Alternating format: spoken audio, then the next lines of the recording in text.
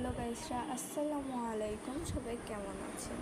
তো এই মাটিগুলো আমি তৈরি করে রাখছিলাম তরমুজের বীজ পোঁতার জন্য, কিন্তু তো এই আমাদের বাজারে তরমুজ পাওয়াই যাচ্ছে না গাইসরা। আমি খুব মন খারাপ হয়েছে আমার।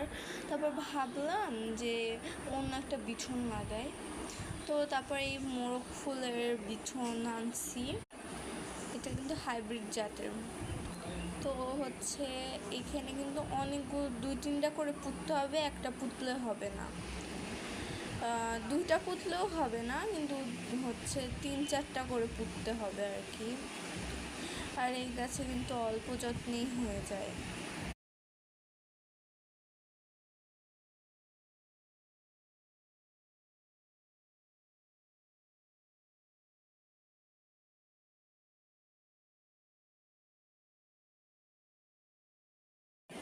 এখনও এইখানে আর এইখানে ফাঁকা আছে। তো এখন কি করব, এই ফাঁকা জায়গা দিয়ে কি বিছন পুঁতা যায় আপনারা একটু কমেন্টে বলে যাবেন। তো গাছটা দেখেন, আমার এই বাগানটা কেমন লেগেছে। ছোট্ট একটা বাগান, আর এখানে দেখুন এটা ছোট্ট পত্তলিকার গাছ হয়ে আছে। তো বাই।